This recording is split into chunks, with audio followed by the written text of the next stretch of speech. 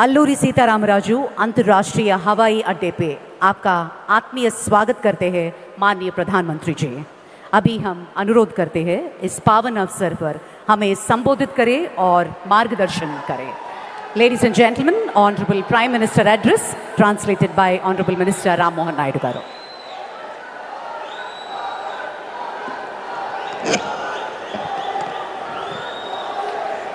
भारत माता की,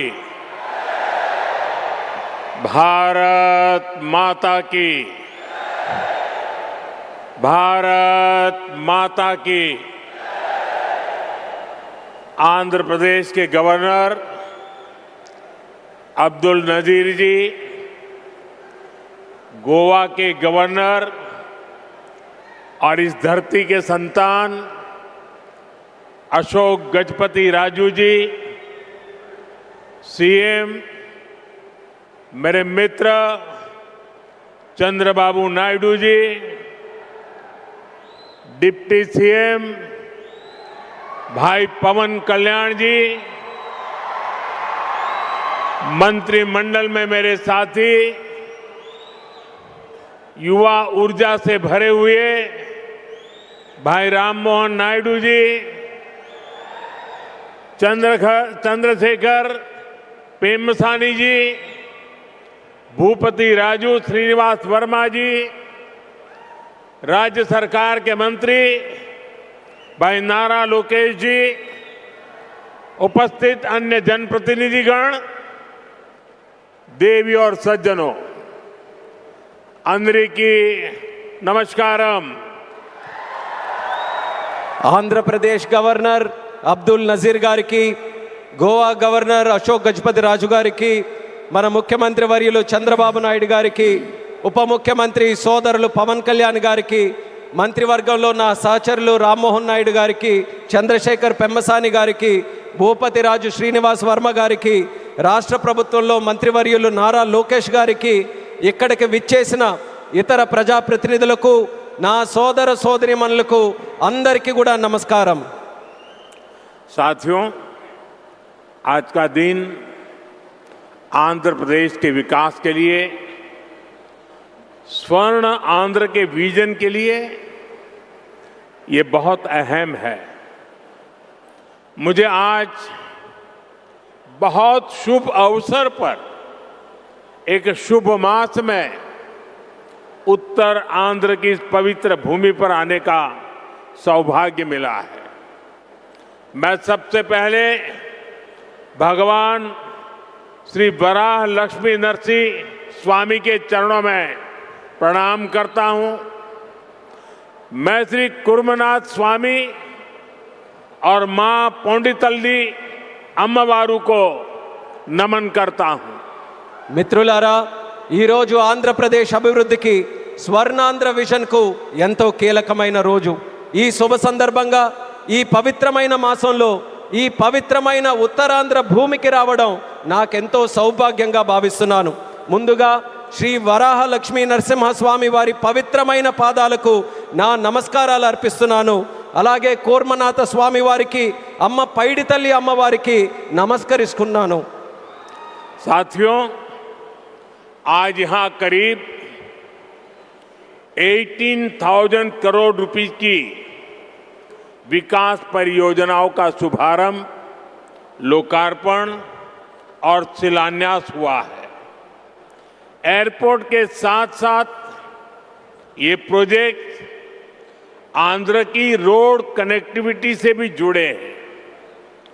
इनमें एनर्जी सिक्योरिटी से जुड़े प्रोजेक्ट भी हैं। ये विकास कार्य इस बात के प्रतीक है कि इस समय आंध्र की स्पीड से आगे बढ़ रहा है। मैं आप सभी को इन प्रोजेक्ट्स की बहुत बहुत शुभकामनाएं देता हूं। మిత్రులారా, ఈరోజు దాదాపు 18,000 కోట్ల రూపాయలు విలువైన అభివృద్ధి ప్రాజెక్టులు ప్రారంభోత్సవం మరియు శంకుస్థాపన చేసుకుంటున్నాం। ఎయిర్పోర్ట్తో పాటు ఈ ప్రాజెక్టులు ఆంధ్రప్రదేశ్లో రోడ్ కనెక్టివిటీని కూడా మరింత బలోపేతం చేస్తాయి। వీటిలో ఎనర్జీ సెక్యూరిటీకి సంబంధించిన ప్రాజెక్టులు కూడా ఉన్నాయి। ఈ ప్రాజెక్టులు ఆంధ్రప్రదేశ్కు ఎంత వేగంగా ముందుకు తీసుకొని వెళ్తున్నాయనడానికి ఒక నిదర్శనం. ఈ ప్రాజెక్టుల కోసం మీ అందరికీ నా హృదయపూర్వకమైనటువంటి శుభాకాంక్షలు. साथियों, आज का ये आयोजन नया इतिहास, नए रिकॉर्ड इसे रचने का भी है. आज एक और विकास के नए रिकॉर्ड बन रहे हैं, तो साथ ही ढीमसा डांस का सांस्कृतिक रिकॉर्ड भी रचा गया है. और ये चंद्रबाबू की विशेषता है कि उन्होंने दो क्षितिजों को छुआ है. एक तरफ ऊंची आसमान को छूने वाली व्यवस्था, एयरपोर्ट का निर्माण, और दूसरी तरफ मेरे यहाँ के आदिवासी बहनों के द्वारा ढीमसा नृत्य का विश्व रिकॉर्ड बनाना. मैं चंद्रबाबू के इस विजन को विशेष रूप से सराहना करता हूं. మిత్రులారా, ఈరోజు ఒక కొత్త చరిత్ర, ఒక కొత్త రికార్డును సృష్టించిన రోజు కూడా. ఒకవైపు అభివృద్ధిలో కొత్త రికార్డులు నమోదవుతున్నాయి, మరోవైపు దింసా నృత్యం కూడా ఒక సాంస్కృతిక రికార్డును సృష్టించింది. ఇది చంద్రబాబు నాయుడు గారి విశిష్టత అనేది నేను తెలియజేస్తున్నాను. ఈరోజు చంద్రబాబు నాయుడు గారు ఒక రెండు అంశాలని టచ్ చేశారు. ఒకటి నింగిని ఆకాశాన్ని అంటే ఎయిర్పోర్ట్ అయితే, మరొకటి గిరిజనుల సోదర సోదరీమణులతో ఈరోజు దింసా నృత్యంతో ఒక రికార్డు సృష్టించారు. ఇది చంద్రబాబు నాయుడు గారి విజన్. దీనికి నేను హృదయపూర్వకమైనటువంటి అభినందనలు తెలియజేస్తున్నాను.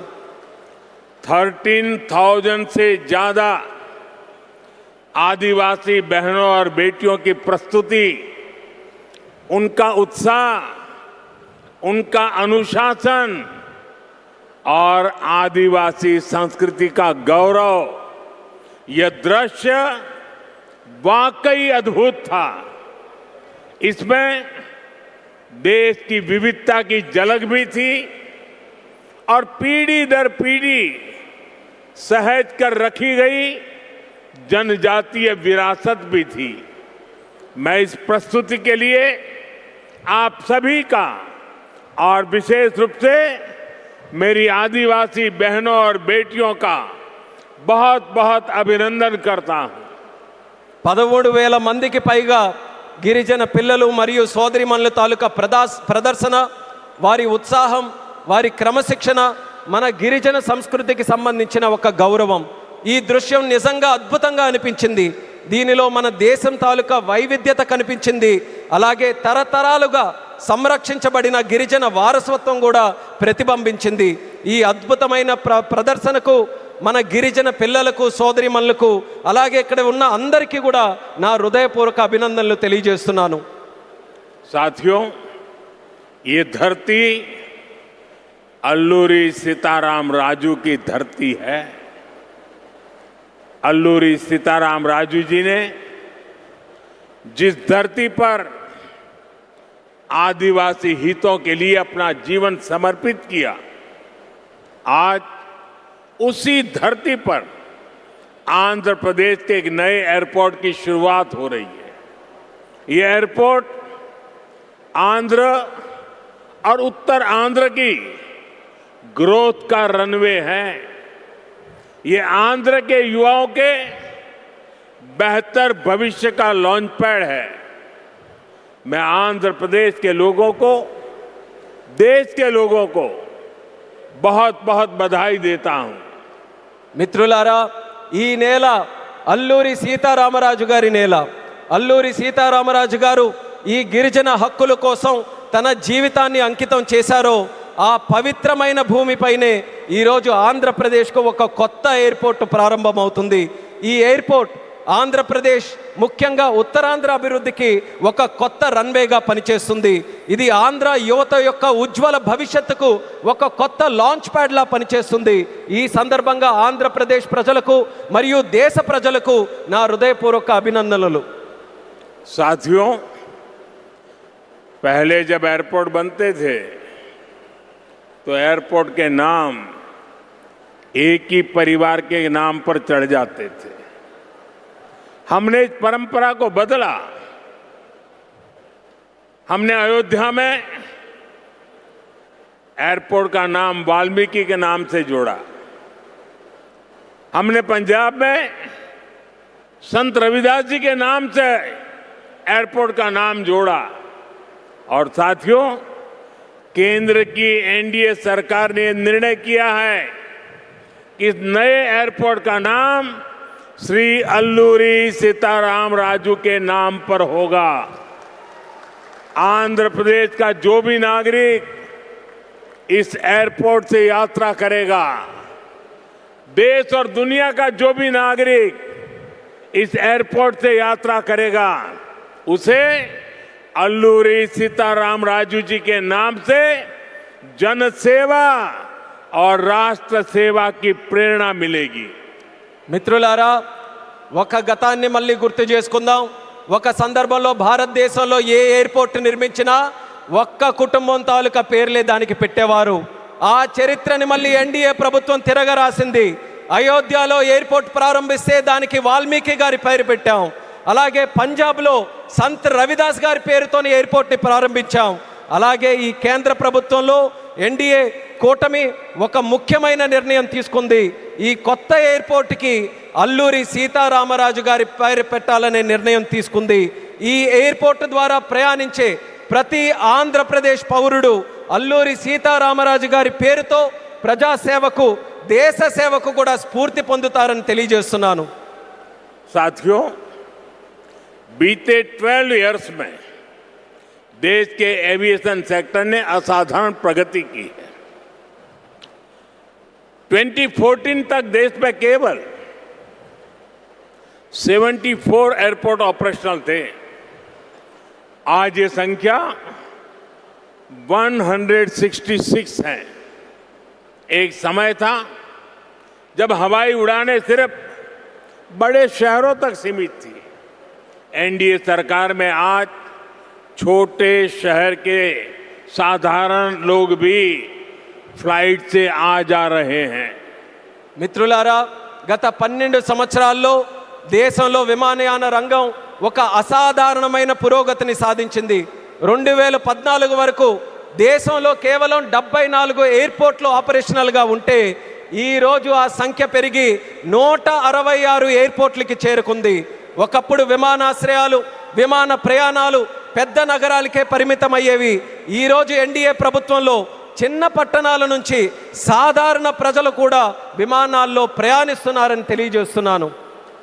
12 इयर्स में सिर्फ एयरपोर्ट की संख्या ही नहीं बढ़ी है।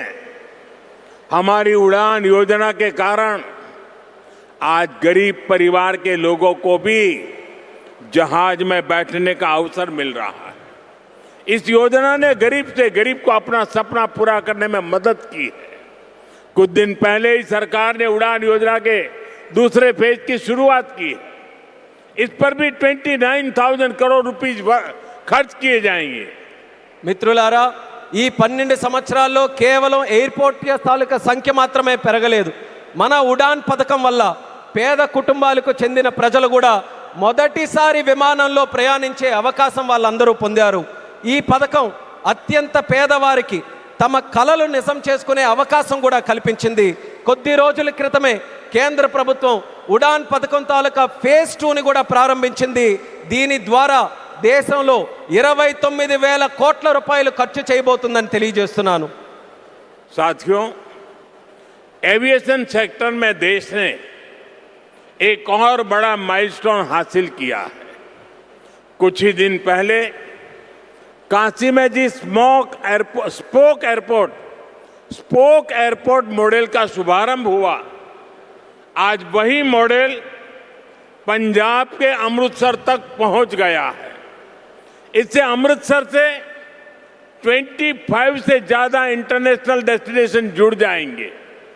मैं इस उपलब्धि के लिए आंध्र की इस धरती से पंजाब के लोगों को भी बधाई देता हूं।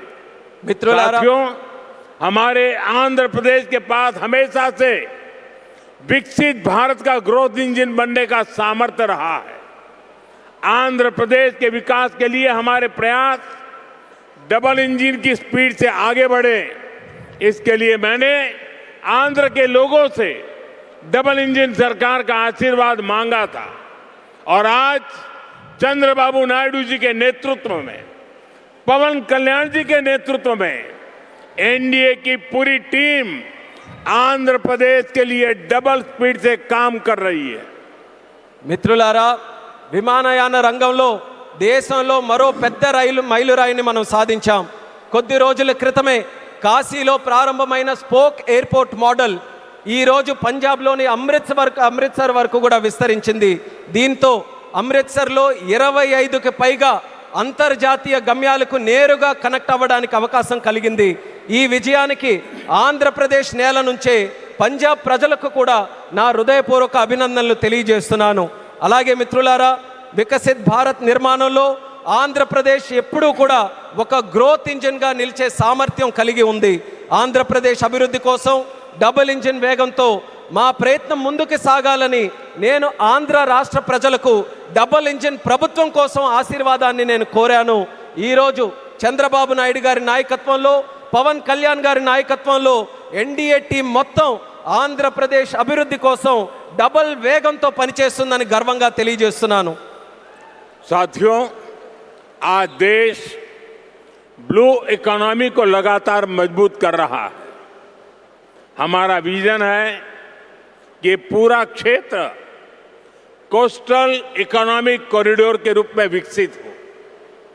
इसी लक्ष्य के साथ विशाखापट्टनम से कृष्णापट्टनम तक हमारे पुराने पोर्ट्स को आधुनिक रूप दिया जा रहा है.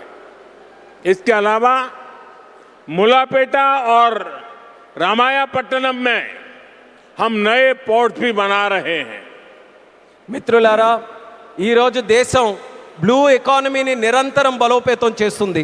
మా విజన్ ఈ మొత్తం ప్రాంతాన్ని ఒక కోస్టల్ ఎకనామిక్ కారిడార్గా అభివృద్ధి చేయడం.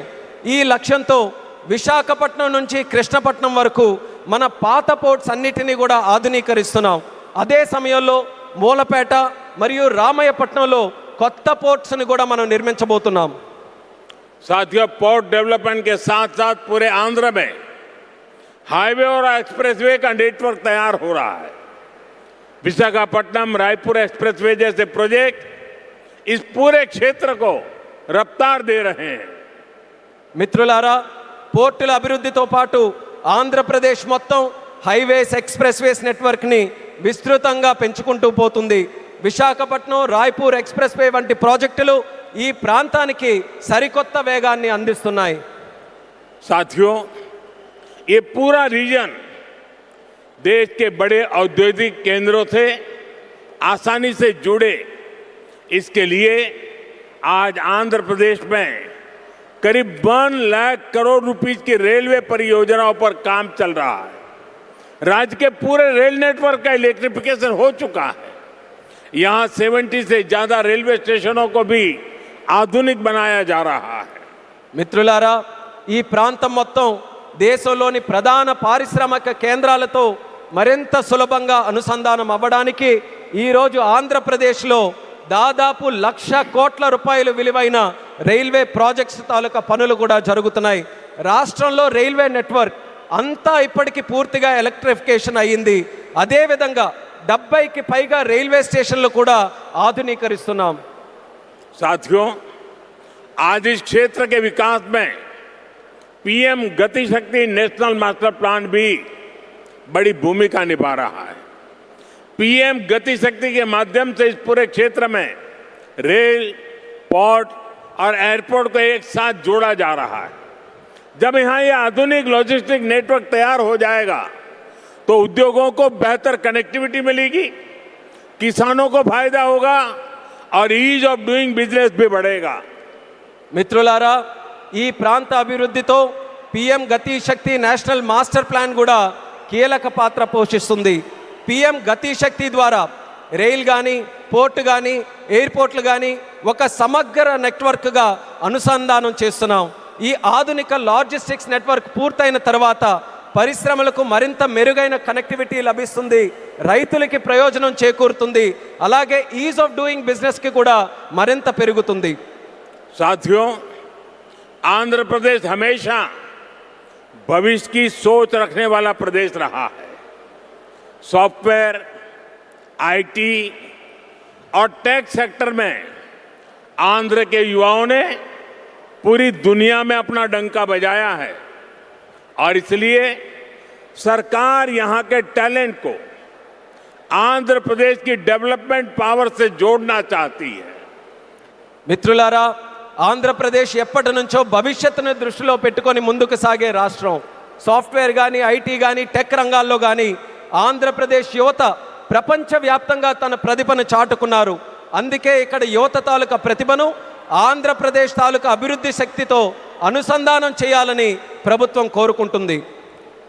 हमारे टैलेंटेड युवाओं की प्रतिभा का लाभ आंध्र प्रदेश और देश को ज्यादा से ज्यादा मिले, ये बहुत आवश्यक है। इसके लिए हमारा फोकस अब सेमीकंडक्टर जैसी फ्यूचरिस्टिक टेक इंडस्ट्री पर है। विशाखापट्टनम में नए सेमीकंडक्टर प्लांट का शिलान्यास इसी दिशा में एक बहुत बड़ा कदम है। మన ప్రతిభావంతులైన యువత సామర్థ్యం ఆంధ్రప్రదేశ్కే కాకుండా దేశానికి మరింత ఉపయోగపడాలి. అందుకే ఇప్పుడు మా దృష్టి సెమీకండక్టర్ వంటి ఫ్యూచరిస్టిక్ టెక్ ఇండస్ట్రీస్ పై ఉంది.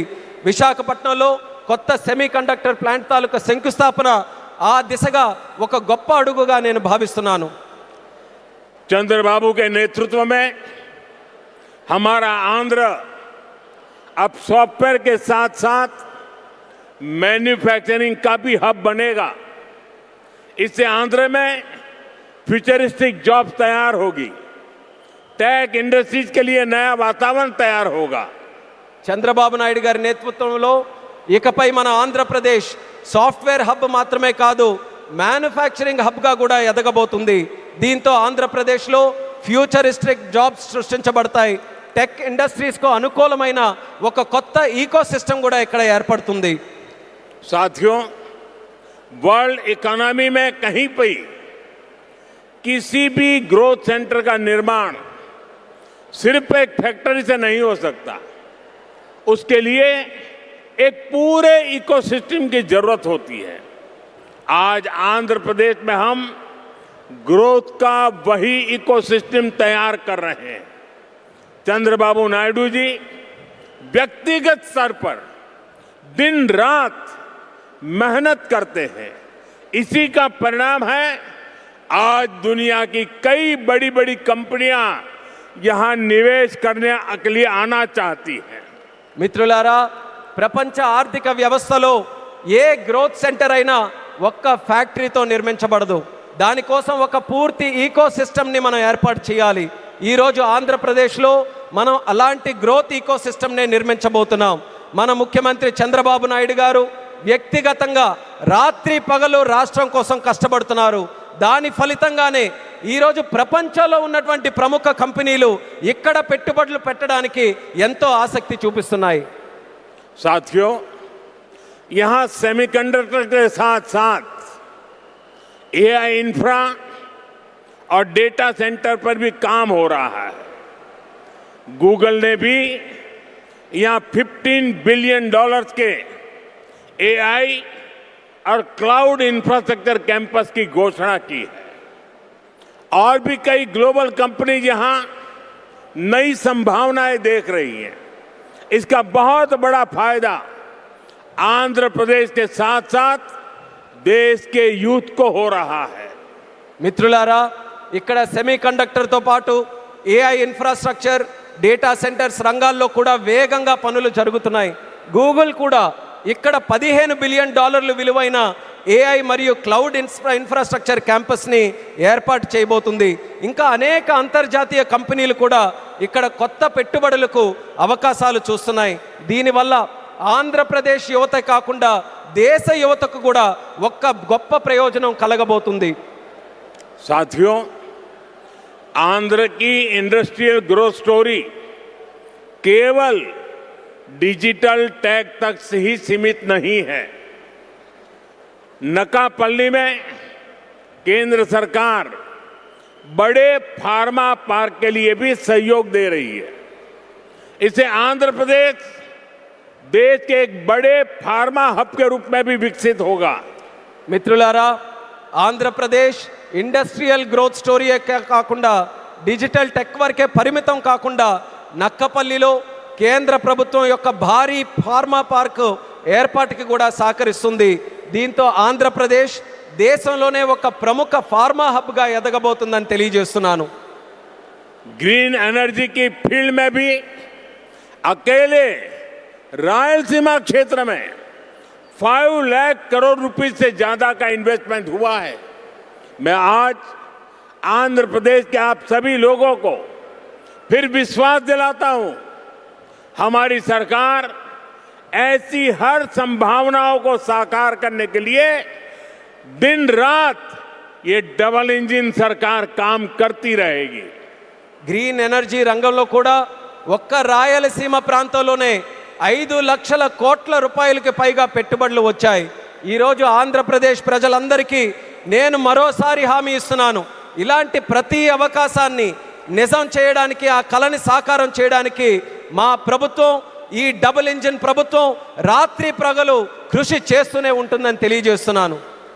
साथियों, आज आंध्र प्रदेश में हर सेक्टर में किस स्पीड से काम हो रहा है, इसका अंदाजा आप इस बात से लगा सकते हैं कि पिछले 3 यात्राओं में ही मैंने 2 लाख करोड़ रुपए के प्रोजेक्ट का शुभारंभ यहां किया है. మిత్రులారా, ఈరోజు ఆంధ్రప్రదేశ్లో ప్రతి రంగంలో ఎంత వేగంగా అభివృద్ధి జరుగుతుందో మనం ఒక్కసారి అంచనా వేయాలనంటే ఈ ఒక్క విషయం గమనించండి. నా గత 3 పర్యటనల్లో 2 లక్షల కోట్ల విలువైన ప్రాజెక్టులు, కోట్ల రూపాయల విలువైన ప్రాజెక్టులు నేను ఇక్కడే ప్రారంభించానని తెలియజేస్తున్నాను. मुझे खुशी है कि आंध्र की इस विकास यात्रा में उत्तर आंध्र भी सशक्त हो रहा है. हम विशाखापट्टनम इकोनॉमिक रीजन VER को देश के बड़े औद्योगिक केंद्र के रूप में विकसित कर रहे हैं. हमारा लक्ष्य है VER एशिया का प्रमुख इकोनॉमिक हब बने. ये एयरपोर्ट से लेकर सेमीकंडक्टर यूनिट तक इसी मिशन का हिस्सा है. ఈ అభివృద్ధి ప్రయాణంలో ఉత్తరాంధ్ర కూడా మరింత బలోపేతం అవుతున్నందుకు నాకెంతో ఆనందంగా ఉంది. మనం విశాఖపట్నం ఎకనామిక్ రీజన్ను దేశంలో ప్రధాన పారిశ్రామిక కేంద్రంగా అభివృద్ధి మనం చేస్తున్నాం. మన లక్ష్యం VERను ఆసియా ఖండంలోనే ఒక ప్రముఖ ఎకనామిక్ హబ్గా తీర్చిదిద్దడం. దీనికి ఎయిర్పోర్ట్ నుంచి సెమీ కండక్టర్ యూనిట్ వరకు జరుగుతున్న ప్రతి కార్యక్రమం ఆ లక్ష్యంలో భాగమే అనేది కూడా నేను తెలియజేస్తున్నాను. साथियों, हमारी सरकार का मंत्र है इन्वेस्टमेंट से एम्प्लॉयमेंट.